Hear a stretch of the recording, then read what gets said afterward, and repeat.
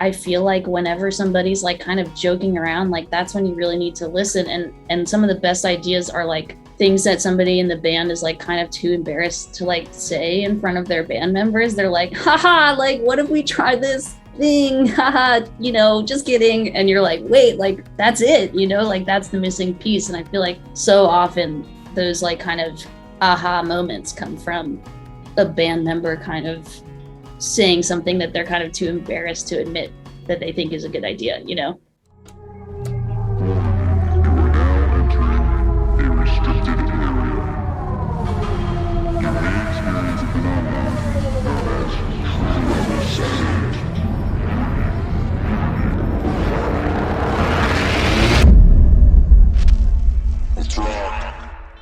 Hey everyone, welcome back to another episode of The Record Process. This week, we're excited to bring you our interview with LA-based artist, producer, and engineer Sarah Tudzin, the creative force behind Illuminati Hotties, one of the hottest new bands in the indie rock scene. Sarah has worked in the studio alongside major contemporary artists like Coldplay, Lady Gaga, Barbra Streisand, and even worked on the recording of the hit Broadway musical Hamilton. Illuminati Hotties was formed about 5 years ago when Tudson was searching for an outlet to showcase some of her production chops. They released their debut album, Kiss Your Frenemies, in 2018 and returned on the first day of October 2021 with Let Me Do One More, which was widely regarded as one of the year's best albums. We invited Sarah to take us through the process of bringing Let Me Do One More to life and the creative growth that she experienced between the release of her first and second albums. But before we hop into it, here's just a quick note from our sponsors. First, I'd like to thank Distrokid, who has graciously offered to sponsor this season of The Record Process. Distrokid is the most affordable service for independent artists to distribute their music to all streaming platforms, and it comes filled with a suite of tools to help you elevate your career. Distrokid not only allows you to spread your music across the streaming ecosystem, and yes, that includes TikTok, but it also helps you share your story with labels via the Upstream tool. You can engage your fan base using its text messaging feature and even create unique lyric videos. Record Process listeners now have a chance to get 30% off the first year of their membership at DistroKid. Just head down to the show notes and sign up using our affiliate link. We can't wait to hear what you've been working on, so don't hesitate to reach out to us at truelevelstudio.com/The Record Process and share your release plans with us for the upcoming year. And now, here's our interview. Sarah Tudzin, welcome to The Record Process. Hello. Thank you so much for being here. Full disclosure, if it sounds like we've been chatting a little bit before this, that's because we have. We're no secrets here on The Record Process. Yes, there's been a little bit of pre-setup, and we are ready to roll now. We are here and really looking forward to talking with you about your latest record, which is Let Me Do One More, under the name of Illuminati Hotties, which huge fan of, first of all. Yeah, strong name. Before we do that, Sarah, you have such a cool, interesting backstory. There's so much more than just Illuminati Hotties, and I'm sure you've talked a bit about it before, but maybe just for our listeners or anybody that might not be familiar with how the Illuminati Hotties project came to be, and you came into things as an artist, maybe fill us in a little bit about just a touch of your history so everybody kind of gets a little taste of it. Totally. Yeah, I'll run through this quick. So played music my whole life, just in school and taking lessons and however I could do that in my free time. And then I went to college to play drums. I quickly got bored of spending all my time in a drum practice room alone and got really interested in spending all my time in a recording studio alone. And I learned all about how to engineer, what production is all about. And I got my hands on a lot of cool gear that, who knows if I'll ever get to see some of that stuff again. Yeah, absolutely. It's pretty cool. It was pretty exciting to be there. And then when I graduated, I moved back to LA, where I'm from. I started as a runner at this studio, and I spent very little time there because I was very frustrated with the environment and the sort of like working my way up the ladder in that way. And I tried to figure out another way to sort of like cut my teeth in this world. So I started working at another smaller studio. I started working for a producer, and then finally I ended up engineering for this producer, Chris Cody, who I spent like 3.5 years learning under and working for. And then is in a way to sort of go off on my own and like show people that I could actually make a record. I produced a handful of my own songs out to the finish line. And now I play them on stage all the time. And the rest is history, as they say. I love it. And I love that that story and that timeline so much for a number of reasons, but also because I think, anybody that's listening and a lot of young aspiring producers, aspiring audio engineers, and everywhere in between, the conversation a lot of times comes up to, well, like if I can't get clients or like can't get a band to work with me, how do I, what do I do? Right. Like how do, it's the kind of the rock and the hard place thing where, you want to show people what you can do and that they should trust you. But it's also tough to do that if you don't have any examples or, you kind of need that one tipping point of someone to trust you. And in this way you said, screw that. I'm going to just trust myself and show people what I can do, which is awesome. And it turned out incredible from a results standpoint. Yeah, tell us a little bit about working with Chris Cody and or any other of the, maybe some mentors, because that's a huge part of what we do and try to focus on the show are, the things that inspire people, not only from, other music, but also the people along their journey of I know just from reading up a little bit, you've crossed paths with some incredible artists, but maybe there's some people on the other side of things from an engineering and production perspective that kind of influenced your confidence in all of that to get you to that point. Totally, yeah. I would say, so the first gig I had right after the 6 weeks that I spent as a runner was with this producer, Will Wells. Will was also a graduate of the college I went to, and I think he came to speak at my college, and I sort of struck up a friendship with him and kept in touch. And once I got back to LA, I was like, yo, like, let's hang, whatever. Anyway, I started working for Will. I very quickly was thrown into his sort of workflow and his process, which was highly detail oriented. No stone goes unturned. He basically expected that I could unplug his entire setup and plug it back in and he wouldn't notice, it like basically turn the whole studio over overnight. Yeah. And he could come back in and it would be untouched, as far as he could tell. So that taught me a lot. And I worked for him for a few months. While I was working for him, he hooked me up with this studio called Woodshed in Malibu, which is kind of a personal studio to a film composer, Richard Gibbs, and they have a lot of pop acts come through to do writing sessions and do all sorts of stuff now. And that also was like highly detail oriented. I was doing a lot of assistant engineer stuff and then engineer stuff when people didn't have their own engineer in the room. And so I got to sort of get my hands on some cool sessions that I never thought I would be in the same room as. And basically, Will left to go on tour a few months into when I was working with him. Before I started working with Will, I spent a week or 2 weeks just calling every management company in Los Angeles who worked with producers and engineers. And, the person that picked up the phone was my age at the time and was just somebody's assistant. And I was like, hey, man, what's your name? I kind of would just make friends with whoever was picking up the phone and then be like, hey, I don't know if any of the managers you work for ever hire assistants or engineers, but can I email you my resume? Whatever. So a couple months go by, Will goes out of town and I'm kind of down to this one Woodshed job, which was sometimes consistent and sometimes not. And I get a call from Chris's manager who's like, hey, are you still looking for a job? And I'm like, yeah, actually, this is perfect timing. And so I go to work with Chris and we hit it off, and I spent a lot of time learning from him, and he's just made, some of my favorite records of all time. So I basically got to peer into his process.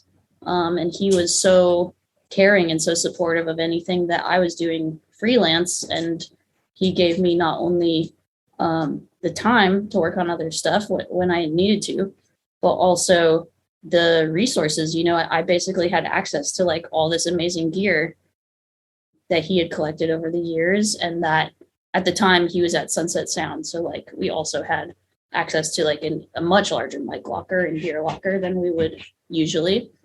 It's very intense at Sunset Sound. We've done Yes. a record there. It's pretty wild, to say the least. What room were you in? I think we were in, is it one? I don't know. I was going to be like the one next to the basketball court, but that's not helpful at all. I believe it's Studio One, the one like you go into the right. Yeah, it's just like right off of the main office. Yeah, we did Sister Cities in there actually. But such a cool environment.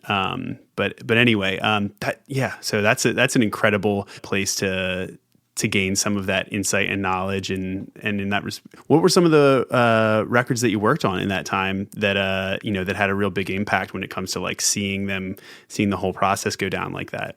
We mixed the Slow Dive record, and I feel like that was a really interesting process for me to look into. And it's just, Neil is so particular and like wouldn't let Chris like EQ any guitars. And Chris is like, there's 40 guitars in here. Like, you have to let me touch them. Something's got to go. Yeah. But it's kind of crazy. I mean, Slow Dive are such pros, and the way they tracked everything when it was all unmuted, like all the guitars kind of line up in this crazy way. Such is the magic of shoegaze. Right. And truly a testament to, record as though there's no mixing, mix as though there's no mastering kind of thing, which is, we'll get into a little bit more as well, and how that kind of informs your process then even as an artist, which I'm highly excited to get into. But yeah, what a great experience, like being handed sessions like that and having to like look at them and understand them and unpack them like that. That's awesome. Yeah. It was wild. That one was really fun. We did an Eamon Dunes record that we actually went out to Electric Lady in New York to make, which was really awesome. And like kind of, a place that I never thought I would be at that point in my life. And another one was, I think in Studio 2 at Sunset Sound, we did like a couple songs for the Kills. And like, that was also sort of like a mind-blowing session in that they sort of like work as a pop duo where like, they're like in the studio making tracks, and like they are heavily relying on Jamie's whole amp and pedal setup, and then Allison goes in and just like slays a crazy vocal take, and like that's kind of it. And so it was a really interesting session that kind of like split the diff between like full band tracking and like 2 channels and a vocal kind of thing. Yeah. Oh man, so cool. Yeah, what a crazy juxtaposition between those 2 sessions and projects alone there in that way. So then let's fast forward a bit. Through all of this, then you decide to start cutting some of your own songs, right? How did some of the first Illuminati Hotties songs come together? And was it just ideas you had running, or, did you kind of set out to nail down a specific kind of style for something? I think when I was making the first record, I was kind of going for a specific style that was like very of the time that I was making it. Like I feel like a lot of indie rock kind of was doing a certain like surf adjacent or like almost like spoken, lazy slacker thing. That was like it when I was making that. It was, I guess, 2017-ish. I mostly had just been writing songs my whole life. And then like over the summer before I tracked everything, I had like kind of like a blast of like song inspiration and wrote a bulk of the album very shortly before I tracked it, and then kind of filled in the missing pieces with songs that had existed. And yeah, I just sort of like got to this point where I was like, I need to just like make these songs, even if it's just for myself or just like to show to like stretch my production thing and like have no rules and no boundaries of like what I should be doing as a producer, and kind of just be like, I made this song, and so I like made all the rules, to like of like where it lives in the recorded world. And then I can hopefully show some local bands like, that I'm, like you said, like trustworthy to get in the studio with. And while I was working with Chris, anytime he wasn't in the studio, he was like, use the studio to your advantage, so like Sundays and like late at night or early in the morning, or when Chris was out of town, I was just like posted up making stuff and learning his gear. That's sick. Oh man, that's awesome. So before we kind of like transition into, this newest record, then with that early stuff and even, into this, do you think that the fact that you were coming at it from the mindset of looking to display your skill set as an engineer and producer and what you could do with the gear, with the tools, and how creative you could get with the vision and what you had gleaned, in what way did that maybe impact the way the songs, those initial songs came out versus now, this being the second LP, you have, a pretty wide bed of material, did that influence, were you, whereas now you might be like, okay, serving the song a lot better, whereas before you're like, hey, what opportunities can I, as Tom and I so eloquently put it sometimes, let me watch me kickflip here as an engineer or as a producer, right? As opposed to just if it's an artist being like, okay, cool, this is the vision we've talked about, this is what you're going for, I'm not going to try and do something that's absurd and just to like put myself into the track. How do you think that's changed, or did you feel that way at all early on? I mean, I definitely had more flexibility because I think I was trying to showcase a producerly aspect of my songwriting. And I think I sort of have always existed in this weird space where like, I'm not a band. So it's not like I have 3 people in the room with me and I'm like, let's play this down and get the structure and then, add stuff on top, like as we sort of see fit, and then do the vocals and then we're done. But I'm also not really like traditional modern pop producer where I'm like exclusively in the computer and building an environment to then alter. So it's this like sort of weird half and half, where especially on the first record, I played drums on the first record. So like I did drums and I had a bass player in the room just to like a very shitty scratch track of me just like, singing and playing guitar into one mic basically. And that was the starting point. And then I kind of filled in all the missing pieces as I thought of them, I guess, just kind of like went one thing at a time. And so in that way, I don't really have like a band that I can lean on. And often when you are tracking a band, a lot of magical stuff happens without you having to like invent it or like chop it up in the computer a certain way or whatever. So there's a lot of like hybrid movement while I'm making the songs.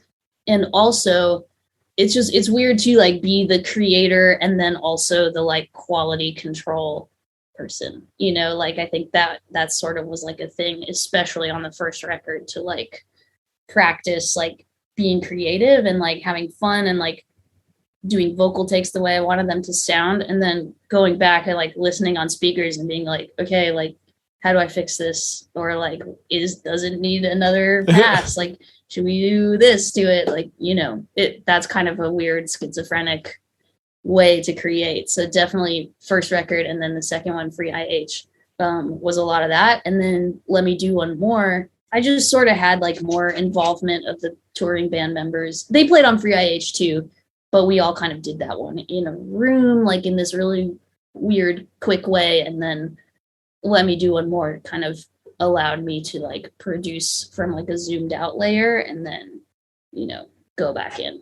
So like the mindset change of going from like, okay, gonna do quality control and also be like really free with tracking and everything, going from that to into Let Me Do One More. Was that like all right, I'm bringing in some other people. Like, was that like a choice, like a distinctive choice going into the record being like, I guess like what was there a thought process going into that on that subject specifically? Yeah, I think it was just sort of like building upon an existing thought process. Like there were definitely people that helped me make the first record. And then like, I think I let a little more layer of people in on Free IH, and then kind of like the most amount of people in on Let Me Do One More, just because I went in with a lot of material and like I just physically, I think, couldn't organize it all in my brain or even play it all like on my own. I think, the parts got more complicated. And Jacob Blizzard, who played guitar on the first record, also came to play guitars on Let Me Do One More and had some like invaluable sort of like shredding that I can't do on my own, or that I just like didn't have the patience to sort of like chop up on my own. Yeah. What were some of your favorites that he, in that regard, that he brought from a guitar standpoint too, that kind of made those moments for you on the record? There's a couple. One like particularly shreddy moment is in that song Joni. There's like this country like a verse that's just like country for like 8 bars, and he has this insane, like really fast, like chicken picking kind of thing that he just went off on, and it was so cool. He like played it kind of as a joke, I think, and then I was like, oh, this is awesome, like we got to go full tilt on it now. We're going all in now. Yeah. You can't take it back. Yeah. It's been put into the room now, and it will be captured. You thought this was a joke? That's such an organic way to come about it. I mean, so many. Tom and I talk about this all the time, and I'm sure you do with your band as well. Like how inside jokes become just like part of the DNA. And I mean, we've had like B-sides that show up that were just like, hey, we've been writing for like 3 weeks straight in a basement, and this is our like wicked new metal jam, that when you just need to really get outside of it and not care. And that's kind of the like taking it back to the like 14-year-old me, like, okay, we've been doing this for a while, made a ton of records. It's, the job, so to speak now. And I'm like, yeah, but we still do that dumb shit. Like it's part of like shaking it all out in a way. And I love that some of that, that you allow that to come in. I think that's part of, and so important to, even with Wonder Years, but a lot of other bands I see being able to, and especially like I think in your music, Sarah, and even just from the records and the tone lyrically and sonically of everything that you put across and how versatile it is, not always holding something so tight and trying to feel like you always need to be so serious about something, and also musically, right? And I think that's such a cool example of taking something that somebody else brings in and being able to say, yes, would have never in a million years done it, but I'm saying yes, Totally. That's so brilliant. And I love that so much. Thanks. Yeah. I feel like it's something that happens almost exclusively from collaboration, which is like another reason to sort of open the door to at least have some, different types of people play stuff, whether it's stuff I can or can't play. It's cool to have people come in and kind of do their spin on it, because oftentimes it is better than whatever I can do on my own. And also, yeah, sometimes crazy stuff like that comes out. And even as a producer, I feel like whenever somebody's like kind of joking around, like that's when you really need to listen. And some of the best ideas are like things that somebody in the band is like kind of too embarrassed to like say in front of their band members. They're like, haha, like what if we try this thing, haha, just kidding. And you're like, wait, like that's it, like that's the missing piece. And I feel like so often those like kind of aha moments come from a band member kind of saying something that they're kind of too embarrassed to admit that they think is a good idea. I love that. I mean, I don't think you could be more spot on with that, and seeing that from a perspective to not only, I think, and what I'm sure you've seen, and Tom and myself like always talk about with being in the studio mindset, but also so sometimes that can feel like very official in a good way, and sometimes also, in a bit of a stuffy way. So I think part of that is trying to create a vibe and environment that allows for that silliness, or allows for people to be themselves and not feeling like, I got to straighten up and I got to nail this part right now. Well, sometimes you not nailing the part is what's going to be cool. And then you're going to go clip that little like string noise buzz and make something insane off of it, and you're going to laugh about it. Right. Straight up. I won't shout out who, but somebody that we've made records with over the years, more than one record. So I guess that'll give it away, has even just, I shouldn't say this because he's going to be on the show later, but sometimes if a drummer's just pouring their heart out and destroying themselves, you got to just have them take 5, walk it off, and then replace every snare hit with a sample of a fart that you captured on the butt mic, Yeah. I don't know, right? And sometimes that's the energizing little thing that even if you've been doing it for decades, you're like, I gotta find a lift for the spirit and to get them to keep it moving. So I love that. I think that's so important. The fact that you can just inject those things into it by bringing people that you trust and love into it, and then saying yes to those, because that's the other thing too. I think sometimes like saying yes to those moments and not being like, well, there's a lot of pressure. Like the last 2 records, like people are really liking it. Like we gotta do something like real here. Like no time for, for joking around. It's like, no, I think that's actually like the time to lean into those moments even more, which is such a cool example of that. And I'm sure there were many more throughout the record, but yeah. Totally, yeah. So before you came on, Casey and I were like, we had a question specifically about like the inspiration for some of your song titles. Yes. I was really curious. So like when you're making these songs, which way does it come?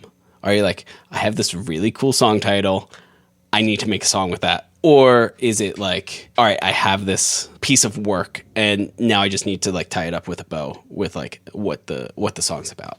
It's a little of both for sure. I think that there's, threatening each other, re-capitalism is like a title. Like, I think I probably just had that written down like as a lyric. And then I think I was like, oh, like this song is like kind of about that. I'm just going to like call it that, and then, so that was kind of like titled down, I guess. And then some songs are the opposite, where like Moo is like, that is just that's the chorus. That's the chorus written down. Yeah, and like, what do I call this insane song? I'll just name it after the chorus. What's the chorus? It has no lyrics in it. Which also, in that way, I have to commend you, is incredible, because you just sugarcoated the hell out of it by just like, what's this song title going to be? Probably the first line of the chorus. But in that way, it still has that like complete like ridiculously like authentic like, like now I've seen and listened to like plenty of interviews and people are like, how do you pronounce this? And just like, the things that it becomes its own part of like your brand and the lore because someone sees it. And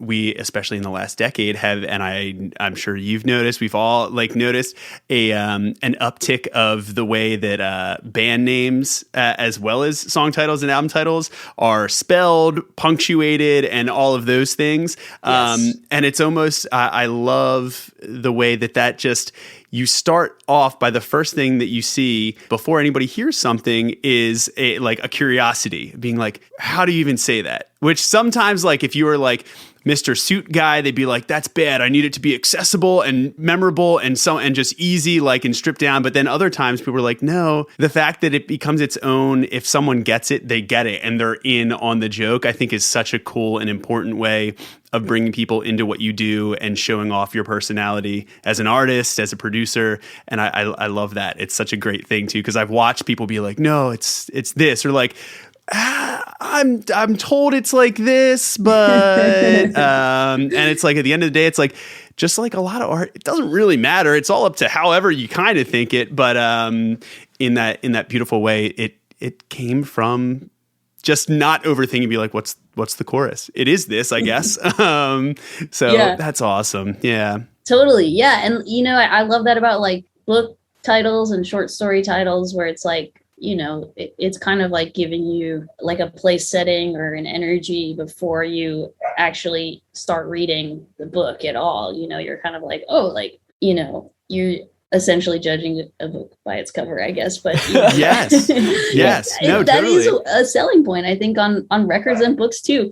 And movies, like no one in Star Wars stares directly into the camera and says like, and that's the way the Star Wars, but it has that title. And so, I kind of think about like songs and records a little bit like that too, Yeah. Well, and also too, I mean, it's a chance for a little bit of extra commentary, whether it's qualifying it or if like from an author standpoint, it's kind of, that is the voice or the tone that you can kind of use. You can tell the same narrative points, right? But if you can say it through a different lens or in a different way, a different language, like ye old English or whatever. But in this way, it allows an additional layer, especially for you, as an artist, to curate how someone digests it right off the bat and how they feel about it or don't, or maybe just are confused. Sometimes some of the best ones are like, how does this album title or song title doesn't make sense? In no way relates to it. It's just a Simpsons reference.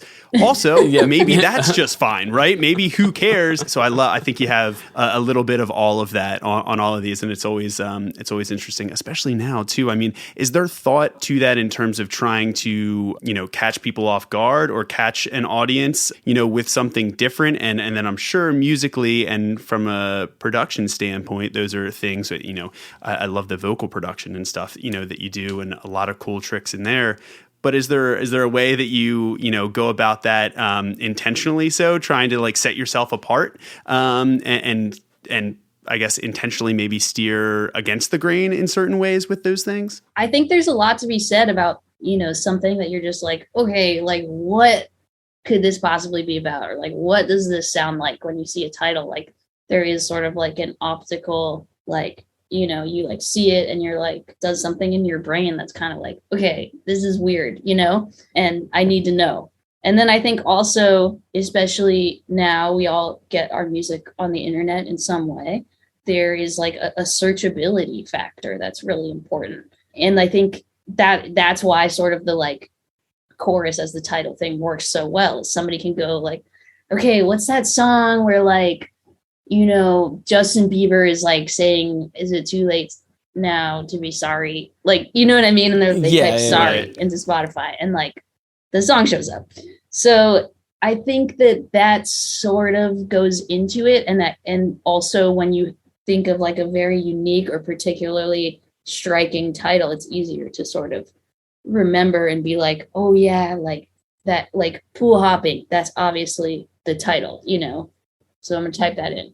And it is immediately a vibe in its own way. And something that a lot of young songwriters, I mean, myself included, and everybody that I know, like, however long they've been doing it, like, often grapple with. But the idea of, like, oh, man, I have the emotion and the weight of this song that I want to write. The second you start trying to put a pen to paper, you're like, nothing actually is doing it justice. It's all wrong. And I think that's kind of the battle in what you're saying in a lot of ways is like, okay, if I have this title, so much can come along with it. And it's like a whole bag of ideas, feelings, emotion, and then it's just a matter of then reverse engineering it and translating all of those in a really unique way. So I kind of love that as like a note. Sometimes it's much easier probably. Yeah, totally. To do it in that way. That's so cool.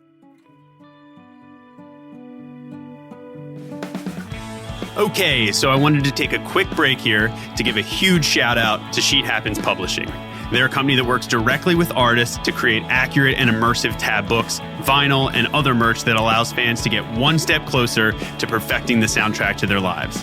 I recently had the pleasure of putting together a book with them for my band The Wonder Years, and trust me, they are incredibly thorough and dedicated to artist-approved accuracy in all of these books.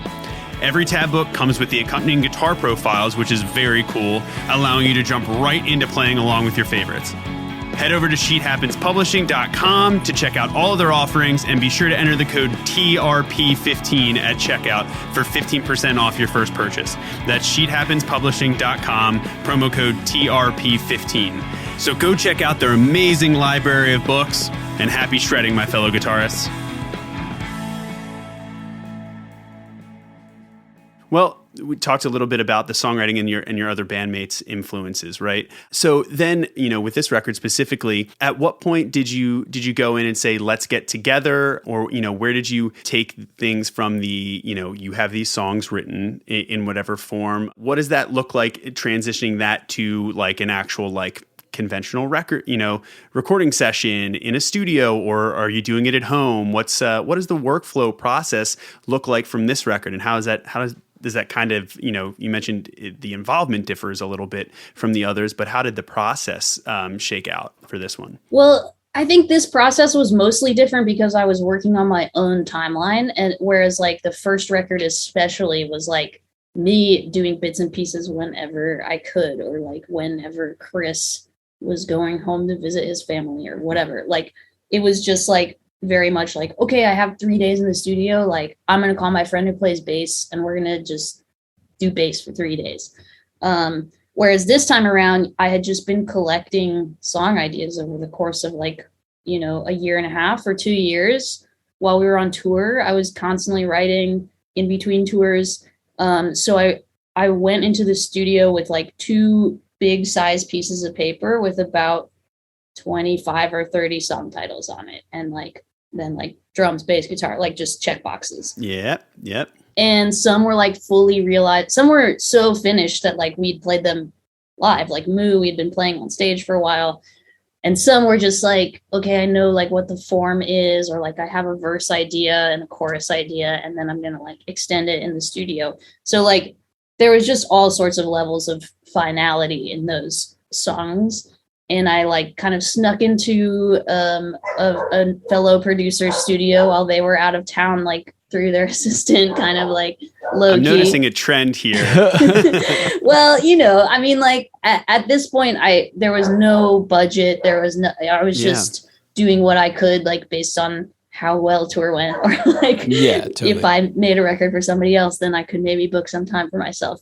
So I went in to kind of like cop that studio time and do a bunch of drums and bass with Tim Kmet and Zach Bilson, who both play with me on tour, and are just so fantastic at their instruments and can like totally be cool, just like vamping an idea until I'm like, okay, play it this way, actually, you know?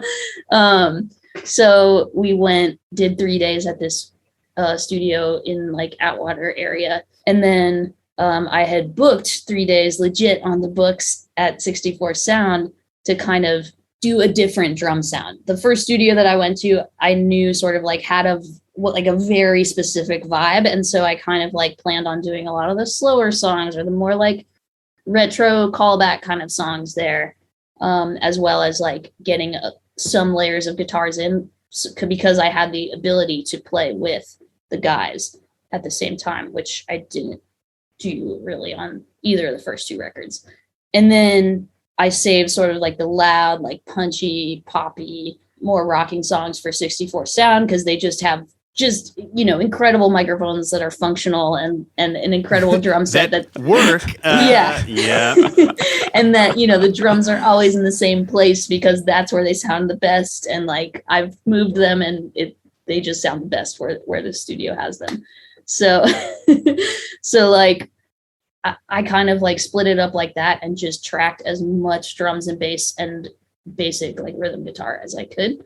And then towards the end of my time at 64 Sound, I started having some better guitar players come in and like throw some more stuff on top, and was like playing around. Like 64 Sound especially has a lot of like really fun keyboards and like synths and pianos and tools that I don't really have access to just at my house. And then right before the last tour we went on before everything closed, I spent some time in Nashville with Jacob Blizzard, who is sort of like my right hand guitar man as far as like we have a lot of the same taste, and I think it's really easy for me to be like, I need you to do something that is like sparkly but not cute, and he can kind of play something and I'm like, okay, close, but like more like this, and he just has the hands to be able to do it and the tools pedal wise. So we tracked out in Nashville a little bit with our buddy Colin, who mixes my records, and Colin put some pedal steel on top. So then I went on tour, and I had this like hard drive of like 25 random things. And then when I came back, it was sort of all about like doing vocals on my own time, editing, putting the glitter on everything, playing any guitar parts that I needed to add or take away or whatever. So that's the very long-winded version of how. Oh, wow. No, that's incredible. There's so much good stuff in there, Sarah. Well, first of all, I want to talk, you mentioned Colin mixes your records. For our listeners, Colin's last name in the studio that he works out of in Nashville. Colin Pastor. He usually works out of just, I think, his house. He has like a really great room in his house in Nashville. And I think he does a lot of work at this spot, Trace Horse, that's out there. He produces, along with Jacob and Lucy herself, all the Lucy Dacus stuff, and works with a lot of Nashville talent. Yeah. So, and you've developed a rapport with him and for his taste. And you mentioned a few things along the way there that, if you'll indulge us, I'd love to rewind to, because I think there might be some really interesting depth in there. The first thing that you mentioned was some of these tracks you'd actually been playing in a live setting beforehand. So Moo, you actually been playing in front of audiences before you track the album version.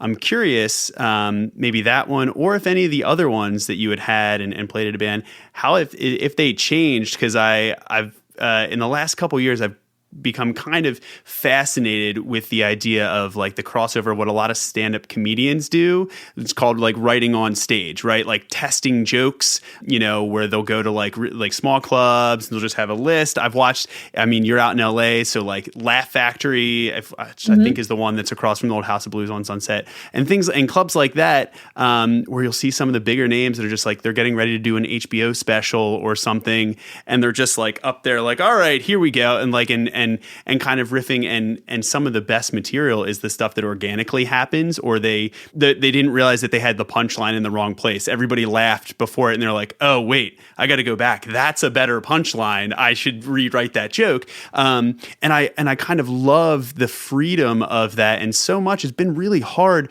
for me to even envision. We've like with Wonder Years, a couple times it's come up of like, we have this song. It's before like, hey, let's just record it. And I think we've always been a little apprehensive, only because we're like, hey, we want you to be able to hear everything as clearly and intentionally, and not have any variables of like, the acoustics in this venue suck, right? Mm-hmm. Like you're in a bad spot. You can't really hear the lyrics. And that's kind of like the whole impact at that point, whatever it is.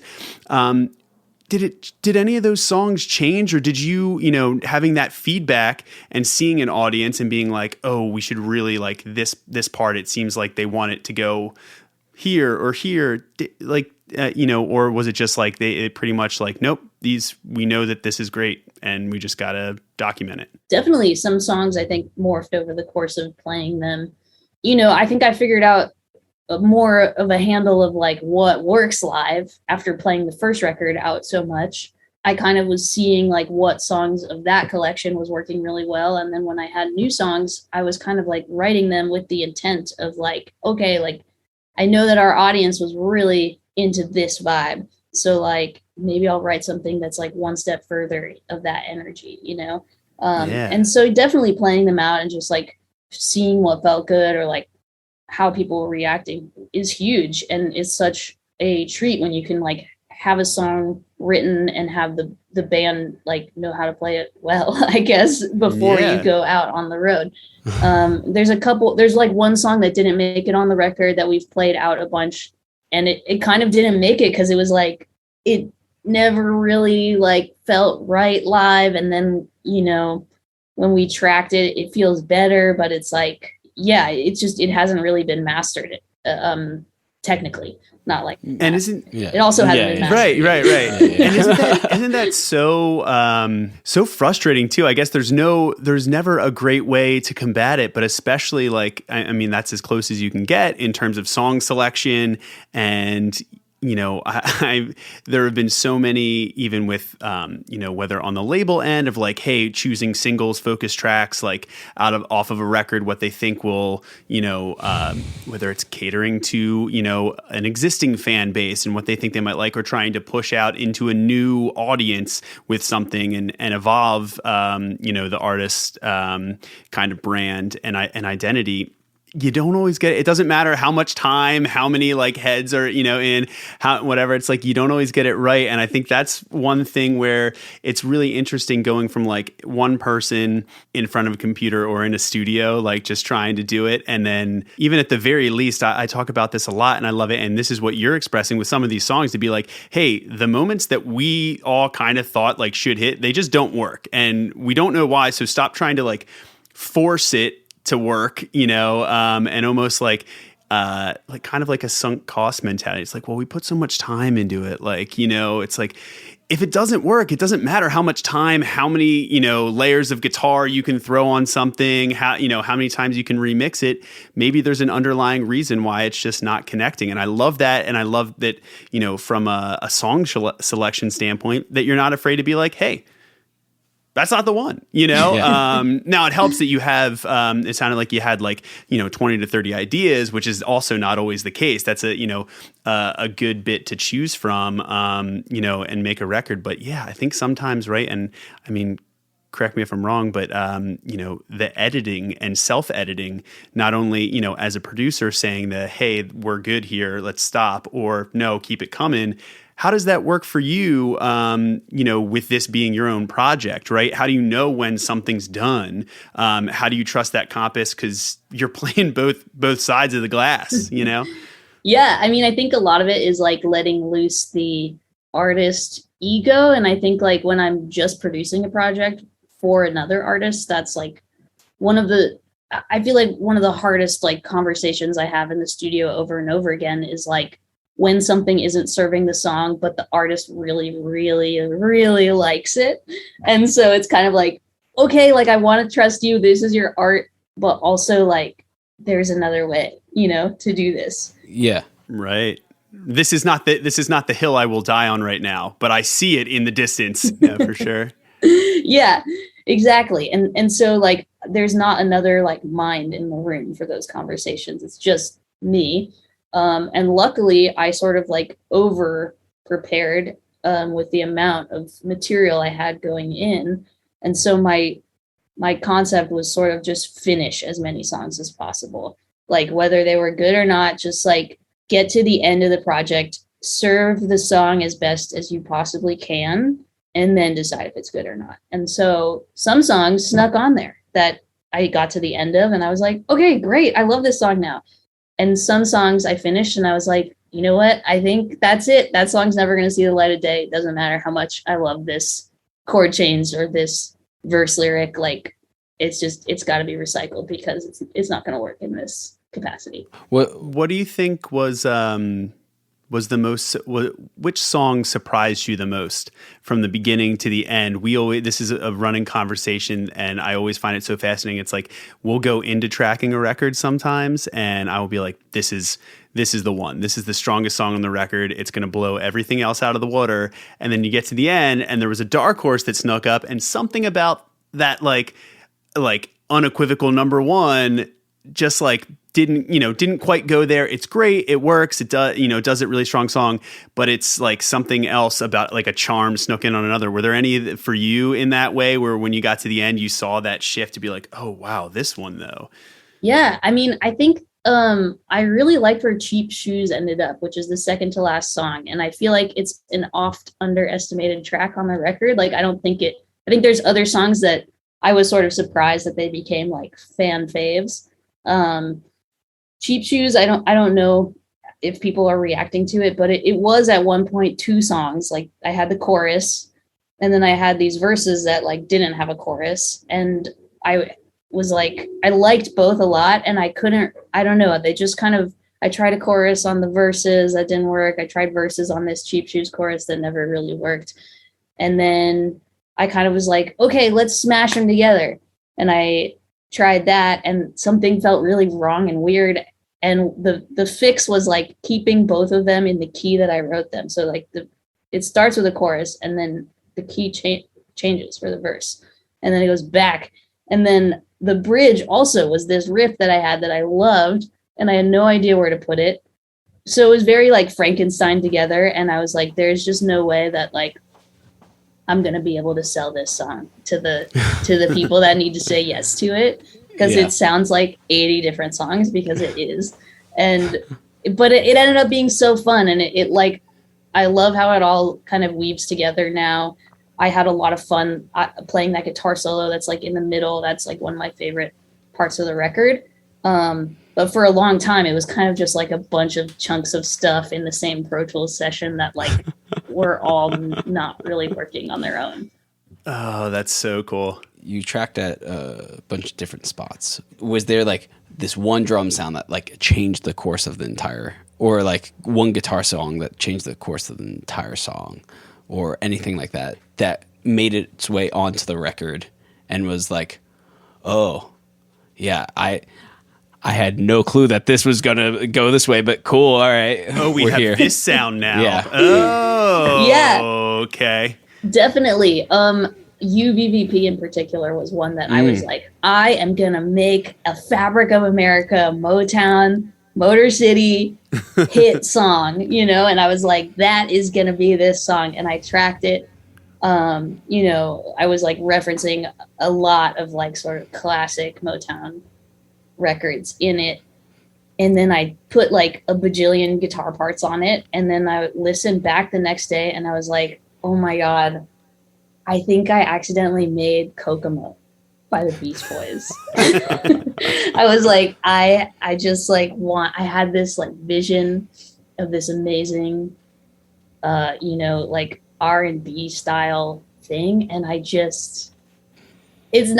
wasn't in me. And I think like as soon as I started putting my like dorky, punky little surf guitars on it, it just completely changed the song. And I was like, I messed it all up. First I was really sad and I was like, what do I do? Do I take all the guitars off? Do I just do piano? Like, you know, do I get back to like how they tracked? I didn't want it to be retro either. So I was like, you know what? Like Kokomo is kind of an awesome song in its own way. And like, maybe I'll chase that. And then I also started thinking a lot about like this sort of like crossroads between surf and country. And then it kind of gained this like another life of like 50s, like spaghetti kind of like guitar thing. And it just kind of became this weird mash of all of these genres. And that also sort of like, you know, change the course of that song. Oh man. So you can't be afraid to pivot. It's like we always say, Tom, you can't be afraid to pivot. Can't be afraid to pivot. No, that would have never wound up there if you just second guessed it and you're like, this isn't what I'm going for, like shut it all down, you know? But like pushing through that wall and accepting, being like, this is not what the song wanted to be, and I will let the song continue to be what it decides it wants to be. And look what you got. You know, and you got something, you know, debatably even more unique that you didn't even know what was there, right? I think that happens a lot, is like through error of execution, you know, a mistake turns into this like, you know, illuminary like switch of, oh, well, if I accidentally mix this and this, I get this. I didn't know, you know, I grabbed the wrong beaker. But hey, here we are. That's kind of cool. That's amazing. I love that. I love it. Yeah. So with like, sorry to keep like hampering on like the like different locations and stuff, but like, so like all the different studios, all the different like sounds and everything, just like from one person to another, how did you keep it all together? Just because like how did you keep it straight? Was there like a workflow? Like I go in at 9 a.m. I do this, and like then I reset and I'm here? Or was it like complete chaos and you're like, I thrive in this chaos? Or like, yes, what was that like? It definitely was somewhere in between. Like, I think that I've always been sort of like method to the madness person, and I love chaos and I love mistakes and I love sort of just like going for it and like hoping it works out. But I also am like extremely organized in a lot of like, my hard drives are like obsessively organized. My, you know, like the way the closet behind me is just like everything is like very like findable, because otherwise, but then like I'm looking at my desk right now, like that my computer's sitting on, that's disgusting. So like I live in both worlds a little bit, and I can't really function if it's all crazy, and I also can't really function if it all has to go back in the exact same place every time. So from session to session, from location to location, I just like was really clear about file organization. I was really tried to just like knock out one instrument at a time. I didn't really go like 9 a.m. to 11 a.m. is this song. I kind of was just like, we have a limited amount of time in the studio. It was like 3 days at the first one, 3 days at 64 Sound. And I want to be able to go to Nashville with like as many recorded drums and bass as possible. So we just hammered from the second that we got the mic set up until everybody was tired and wanted to go home. So it was kind of just about checking off one instrument at a time, I guess, was the way that I tried to keep a handle on everything. And then like, you know, said like today's editing day, and just kind of like chopped away at stuff.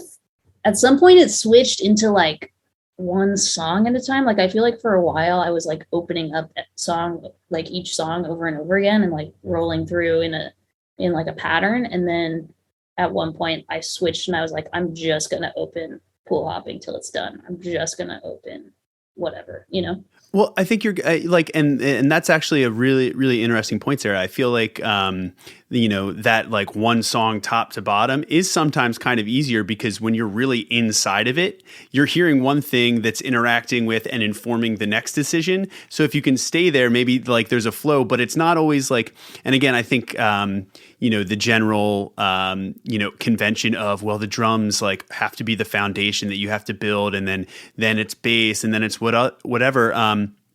I think because of one of the things that at least I've found, and with a lot of the non-traditional or like atypical records being made from like a bedroom production standpoint and otherwise, I think that's getting played with a little bit too. And so, this one song in a linear fashion, when you get to a certain point, it's probably easier to just sit with all your guitars, some keys, and just keep layering and playing with the arrangement stuff to finalize it, right? Instead of being like, well, today's Moog day. Let's go down the line. Where can we put Moog? Okay, today's like lap steel. Anything? We got anything? We want to try, like it's kind of hard to piece together and dress up in the same way it's like making a whole, probably putting together a whole outfit. I don't know. I don't consider myself like any great fashionista, but you know what I mean? Like Casey, the great like, fashionista. Okay, great. I like have the shirt, or like, these are the shoes I want to wear. It's a lot easier to pull like pants, shirt, jacket, whatever, all at once, than just being like, okay, here are all of the pants for the week. And then here are all, which, I mean, I don't know, maybe somebody does that. I think I'm speaking out of my realm here, but it's probably something like that where you get to a certain point, right? And it's just easier to stay inside of it. And also it's just, you're having fun at that point. You want to just keep hearing the next thing that you're hearing in your head brought to life. So I love that you mentioned that. Also, switching from that really fun anecdote to what some would call a completely unsexy question, talk to us about your file management, because that's a thing that really doesn't get enough credit. And we talk to like young producers, bands, artists all the time about like anybody that's ever had, straight up, I just sent one of my portable hard drives out and I'm getting like data recovery emails right now. Luckily, everything was backed up. It happens, people. So like, yeah. What does that look like in terms of staying organized? Because it can be a nightmare, especially when you're not doing the record all in one shot. Yes. So yeah, what is it? What's your process as far as that goes? It's something that I've really worked hard at refining, because like just when I think that I can be lazy is when I get a call from a band that I worked with 2.5 years ago that's like, yo, we really need the percussion stems on like this one B-side that never really came out, but like we want to do a thing live. So like, can you send us that? And you have to like pull up a mix. We got a sync opportunity. They hate the guitar though. Everything else is awesome. Can you do that? Yeah, exactly. And you're like, oh God, like, do I have these plugins anymore? Do I have this session anymore? Do I, like, where is it? So basically, like, I go through like about a hard drive a year, maybe a hard drive every 18 months. And so I label it with the year, just starting at the very most zoomed out thing. And then I have a duplicate of that hard drive. So I'm backing it up to this duplicate every time I close Pro Tools every day. And there's like this thing called Backblaze, which has like a cloud backup. Backblaze. Shout out. We're putting it in Shout making out a note, putting it in the show notes. Shout out Backblaze. They just went public, by the way. Yeah. Let's get that sponsorship happening. Yeah. What's up, Backblaze? Then like in the hard drive, I have every artist, so I have like Illuminati Hotties, Pom Pom Squad, blah, blah, blah, blah, blah, all the way down. I feel like a couple of those blah, blah, blahs were really cool, just as a side note. But you can go back and all of it. You should definitely look at some of the other stuff that Sarah has produced if you're unaware of it. But yes. Some of those blah, blahs are also quite nice. Yes. And yet to be disclosed even. And yes, I'm sure some of the future blahs are incredible as well. Future blahs. Future blah. Catch us at... which venues are open still? Did we just start a side project or the future blogs? Future blogs? Wow, I'm excited. Wow. Cool. Yeah, that would be awesome. And then, within each artist is all the song titles and the session. Like basically, actually there's a step in between. Artist. Then we have Pro Tools multi-tracks, extras, which includes like any original files or like found files that an artist will send me. Stems, and old, like unused stuff, I think is what is the fourth folder. So then in the Pro Tools multi-track folder is each song, and I name everything very specifically with like an initial of the artist, song title, revision, whatever. And it just, everything looks the same, and I like don't change it unless I think of some like amazing game changer to fix stuff moving forward. And in that way, I can like find everything pretty quickly. And I have, knock on wood, like haven't lost anything detrimental yet. And I think I made all those mistakes as an assistant. I sent a file that had click all over it, or that was completely blank, or, for some reason just like is unfindable on someone's hard drive. And they're like, what did you call that thing? And I'm like, oh, it was .dupe01_A_2.cm. Exactly. Yeah. And it takes a lot of like magic, I think, out of creating to like pull up 8 audio tracks and be like, okay, let me please delicately name all these things that in a way that makes sense in the Pro Tools session. But like nothing is worse as a mixer than opening a session and it says like audio 1, audio 7, like bing bong, or like some weird thing that was right. We went back. Yes. And if you're listening to this and haven't checked out, there's an episode on mix prep in the first season of the Record Process where we go into a lot of this specifically. I'll put the link in the show notes, but because it is this exact thing where you're trying to make, if it's yourself, things much easier for yourself in the next phase of it. And if it's not you're not trying to make an enemy, and you always want to serve the project, and that's going to make it a hell of a lot less enjoyable. And they're not going to be able to do their like A+ work if they're trying to like decipher what you had going on, so yeah, I think that's why we stopped there. And you can say it's not sexy. I think it's hot as hell, though, Tom. I think it's hot. I don't know who said right? Like file naming isn't hot. I love file naming. It's so good. It's so good. And everybody has their own. It's honestly like a language, and a lot of times, that gets passed down by whoever you like work under or apprentice under, or you pick up like different things where, some people are just like, we'll put the date like number wise so everything lines up in a, chronological fashion. But it's whatever works, just pick something and stick with it. And then if there's like a small tweak, sure, then like maybe throw that in at the end. But yeah, and it can get super confusing. Tom and I work, and I'm sure you do as well, obviously, like probably remotely, especially the last 2 years, with a lot of artists. So you're passing sessions, there's like different phases, demos, pre-production, tracking, like mix prep session, editing. So labeling all of those correctly so you don't like lose something on top of that all is, it's a nightmare if you do. So that, and then back blaze. Yes. Back up, black base. Yeah. And nothing is like more exciting to me than like, one of the reasons I work so well with Colin is because I think we have kind of a similar template and file organization system, and he can send me stuff really fast. And I think one of the best compliments I ever received from him, from any mix engineer, was just like, dude, like it's so easy to open up a session from you because it's like all there, it's all consolidated, all like looks the same every single time. And I'm like, oh my God, thank you so much. I'm going to cry. Like, I love that. That's the nicest thing anyone said to me all year. Exactly. Yeah. Oh. Like, that's brilliant. Music press is like we love Let Me Do One More. And I'm like, whatever. And then Colin is like, I love your mix prep. And I'm like, oh my God. Oh my God. We're going to have to get you like a trophy that says like best like file like nomenclature, like whatever. It's just like a bunch of faders and a little plaque. That's the kind of stuff. See, that's what means the most. Yeah.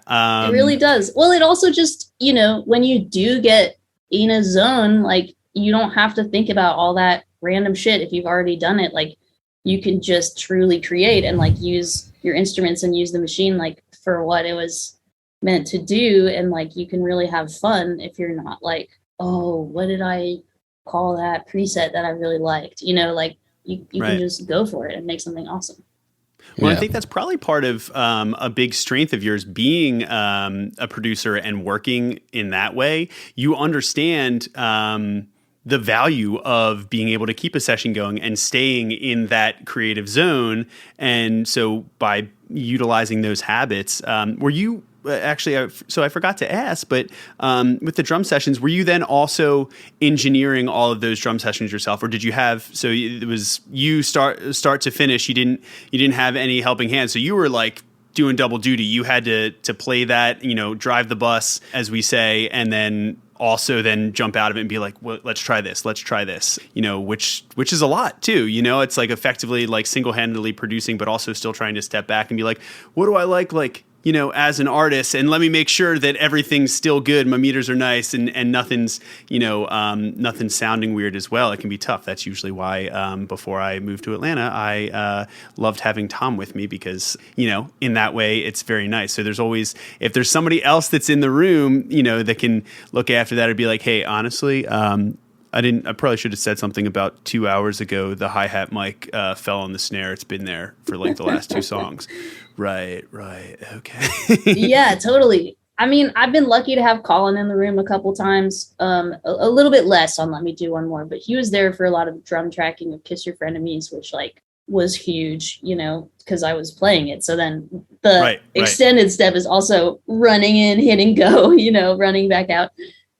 So I've been lucky enough to have Colin in the room, but for Let Me Do One More, I was doing all the Pro Tools running as well as the engineering. And but you had a drummer, you had someone that was able to cut, so exactly. So it allowed you to step back, right? It's yes, and extending and knowing that you can have that trust, that it's going to be consistent, it's going to be performed, and let them do their thing and be able to listen to it through the speakers instead of trying to be on the kit and being like, this is what I think I want to play. Let me go here and make sure I was right, So I'm sure that had its own challenges, but that's awesome. I mean, and I love that you selected maybe the last thing about the drum tracking too, just because it is a foundation and kind of like a lot of the spatial stuff of a recording.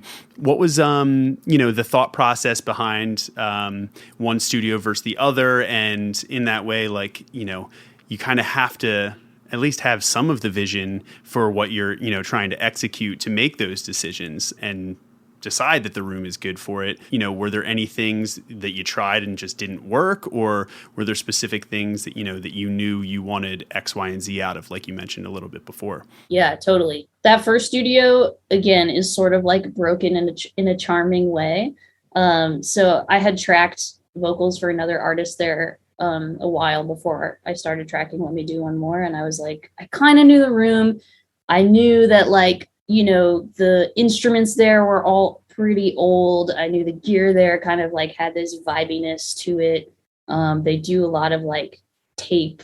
They do a lot of like throwback sounding stuff. And so I like kind of collected the songs that I thought would benefit from that process. So like when I first went in, I think Tim like couldn't make it one day. So like I also did stuff that I was like, that I thought I could handle on drums. So like Threatening Each Other has those drums on it that me and Zach played. So like I was playing drums, Zach's playing bass in the same room.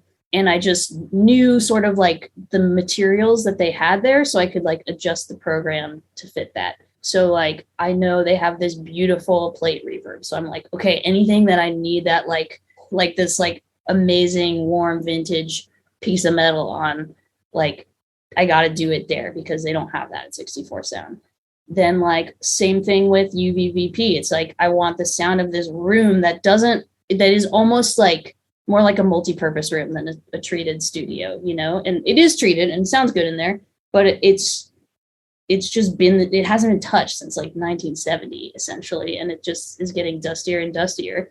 So there's a lot of stuff in UVVP that's just sort of like a room mic that I had running at all times, or like, I don't know, there was like a little creepy little like celeste thing. I don't know if it ended up making it into UVVP, but I played some of that, and it like was kind of like running back and forth and like hitting a bunch of stuff.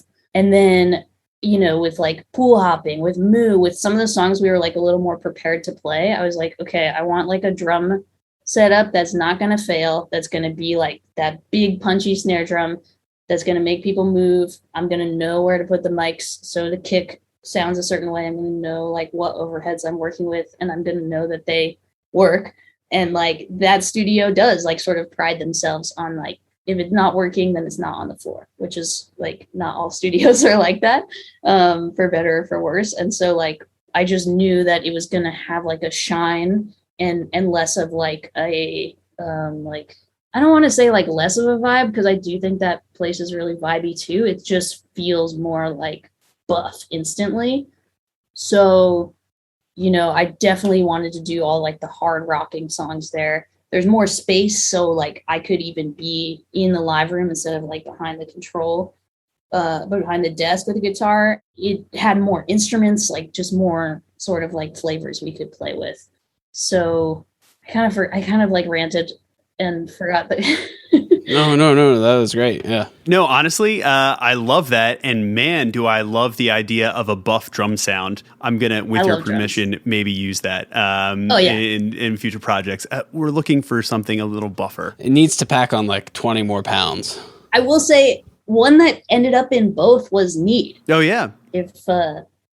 So that has both drum sounds on it because it has two drum sets. And I like played one down, and then I kind of had Tim hit it again at 64 sound, and he just played it so much better. So then I was like kind of a little both. Because at the time. Oh, that's awesome. I love that. And like multiple, and that's the thing too, not if you have the time, not being afraid to experiment with different sounds and changing it mid-song on something to keep things interesting, which I think is something that all of the songs, on your record, and specifically, the style and production and writing does a really good job of. And there's so much versatility on this record. So then that begs the question, getting towards the end when you saw everything coming into frame and you knew, maybe what songs, you felt like were going to make it. How do you handle sequencing an album, and what is, if there's any great process or, tactic behind that approach? I think with this record, sequencing was like harder than it's ever been on any record because of the fact that it was kind of a massive collage of songs that did or did not make it. Like I definitely built the trees before the forest, or built the little ponds and then built the universe around it. Mm-hmm. It was a little bit tricky to sequence it, but I guess sort of like energetically, the way I think about it is like you want to have some momentum happening no matter what. So if you have a massive tempo shift, if you go from like extremely hot tempo to like ballad, the key should have a lift, or there should be something about it that kind of like transports people forward, instead of like if the tempo goes down and the key goes down and the vocals are lower, and like then you're kind of like, okay, like we're relaxing now, and unless you want that effect, like I try and kind of push people through the song and through the record. So some of it is technical, I guess, and then other pieces of it are truly just vibe and like. Do you play around with anything? Like, do you mix and match, put them in a playlist in iTunes or whatever, and see what you like? Yeah, definitely. I'll like line them all up in a Pro Tools session and like kind of even decide like gaps between songs, like if I want like a really hard cut and like some air to go by, or if I just wanted to like transition really gracefully. Well, I'm gonna plug in my computer one sec. So I think a lot of things go into my mind sequence wise, especially because it's not like this record specifically wasn't like a major motion picture where there was like a story to be told from song to song. It was kind of more of like putting a set list together, like you have the opportunity to sort of like emotionally direct your audience speaking of set lists, I guess that's like the perfect opportunity to then transition to how these songs are going to come off live. Some of that you already know, but then a number of the other ones, I guess, time will tell, as pulling out different ones. And, what can Illuminati Hottie fans look forward to in terms of how you plan to attack some of these live, or what you have in the works in that regard? I think that's all sort of being worked on right now. We've played the new ones live a couple of times. We've had a chance to do a couple shows since this record's come out, and we played them all at this album release show that we threw. But yeah, there's sort of like a lot of pieces to be moved around for these. A lot more like tracks that I have going right now for the sake of like not, I can't really like have an additional player yet. That's more than the four of us. But also there's just so many moments on this record that were created in the superhuman form of like these instruments, or like, were things that are not possible to replicate live necessarily, but definitely make a difference in the song. So there's some sample stuff happening. I'd sort of really figured out a tight set for the first record, and like I really try to make it feel like a show. Like I don't really want to just play the record down. And a lot about the last record shows was like kind of tweaking arrangements and like building in crowd participation moments. Yeah. Love it. All of that stuff, I'm sort of wrapping my brain around how we can make this kind of like bring it to life in a way that like both hasn't been heard before and will still hit all the moments that people are expecting to hear. Right. I guess that's the name of the game.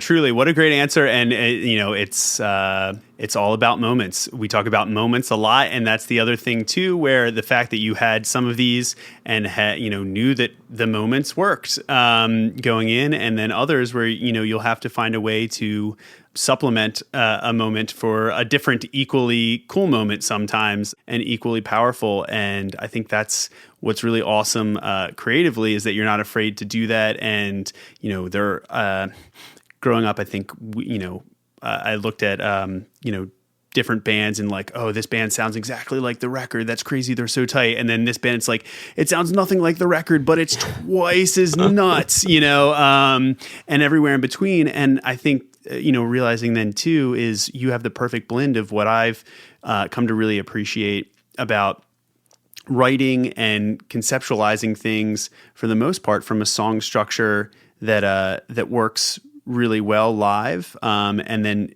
anticipating, that interactive moment, and how it can play out live, and setting yourself up for really great moments. And, with Wonder Years and a lot of high energy genres, sometimes it's reverse engineering, be like, hey, we're putting this in this section because this is the crowd sing along. Like it's either going to really work or really not, but we're committing that that's what we're hoping for. Right. And then, man, when it pays off, and you've probably already seen it, it's an incredible feeling. But sometimes you have to pivot and say, hey, let's try and do something else with that, or, break it out. So I love that you already have that on the horizon and are malleable, instead of just being like, nope, this is the version, and that is it. That is what people want. Totally. Yeah. Because I think surprising them live is always so cool as well. And I have no doubt there is no shortage of tricks up your sleeve. So with that, this has been awesome, Sarah. I really appreciate it. Tom and I are so grateful that you took the time to walk through this record, and wish you nothing but the best. What is on the horizon for you then, now that this new record is out? Obviously, touring shows, we hope they will come back, stronger than ever into the new year and all that. So anything else specifically of note to look forward to, maybe on that front or otherwise? Well, thank you for having me. First of all, it's been so great talking to you both, and I love to talk about nerd shit. So this has been a real hell yeah, treat, nerd and, shit. And I'm a big fan of both of you. But as far as what's on the horizon, U.S. tour in February, Europe in April and March. I guess U.S. is February, March. UK and Europe is end of April and May, and then possibly going to do it all again. We'll see what happens. So I'm really excited to get back on the road and like have my band with me. They've a couple of them have moved out of town, and we haven't really seen enough of each other, I think, during this pandemic. So Tim, Zach, and Sapphire are all going to be back on the road with me, which is great. Before this year wraps up, I'm trying to get some writing. I have on my whiteboard to do the live show and the 4th LP. So those are big moments on this whiteboard I'm looking at. And then just working with some songwriters who I really love, trying to crush some sessions before we all go away for the holidays. Well, it sounds like you've got quite a plan and quite a year ahead of you.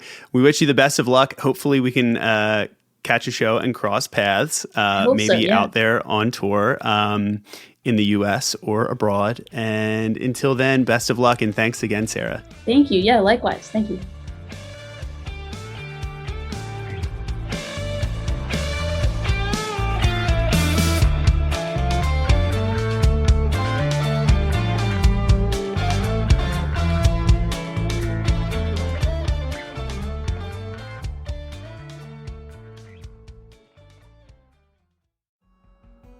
I really hope you enjoyed that episode. Sarah is an amazing producer and just so down to earth. There was a lot of really cool stuff that she unpacked in there talking about that record.